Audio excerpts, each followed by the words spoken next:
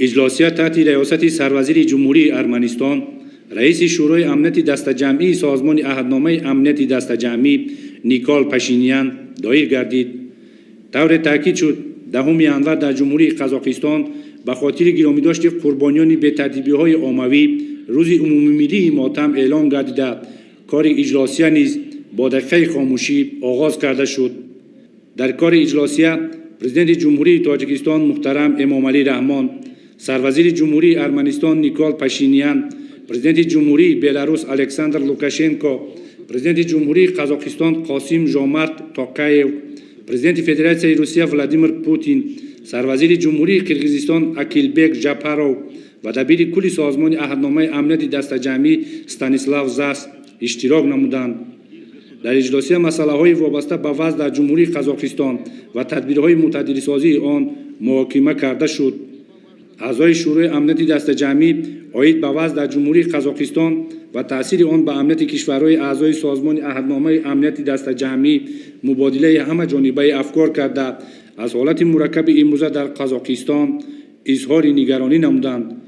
در جلسه پرزیدنت جمهوری قزاقستان قاسم ژومارت توقایف سخنرانی کرده درباره وضع در قزاقستان و چاره‌های به اعتدال آوردن آن معلومات مفصل داد. دبیر کل سازمان عهدنامه امنیت دست جمعی استانیسلاو زاس درباره اجرای قرار شورای امنیت دست جمعی در سمت رساندن کمک به جمهوری قزاقستان گزارش داد. پرزیدنت جمهوری تاجیکستان امامعلی رحمان در سخنرانی خود اظهار داشتند که تاجیکستان از اقدامات رهبریت قزاقستان جهت به اعتدال آوردن وضع و برقرار نمودن ترتیبات در جمهوری جانبداری میکند. سرور دولت توجه اعضای شورا را با موجودیت شاخه‌های پنهان تروریسم بین‌المللی، افراطگرایی و رادیکالیسم در کشورهای اعضای سازمان عهدنامه امنیت دست جمعی، اینچنین تلاش‌های جلب و تبلیغات آنها در بین شهروندان جلب نمودند.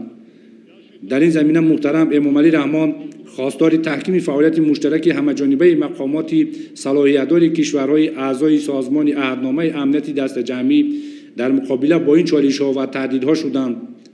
پرزیدنت تاجیکستان همچنین عاید به یک قطار تشبس‌ها از جمله ضرورت تهیه نظام حفظ فضای اطلاعاتی اظهار نظر نمودند. سران دولت‌های اعضای سازمان عهدنامه امنیت دست جمعی اهمیت برقرارسازی امنیت و ثبات در قزاقستان را تاکید کرده عاید به تامین امنیت در جمهوری قزاقستان و پیشگیری تاثیر آن به امنیت کشورهای اعضا یک قطار تکلیف و پیشنهادها و فکر و ملاحظه‌های سودمند بیان نمودند.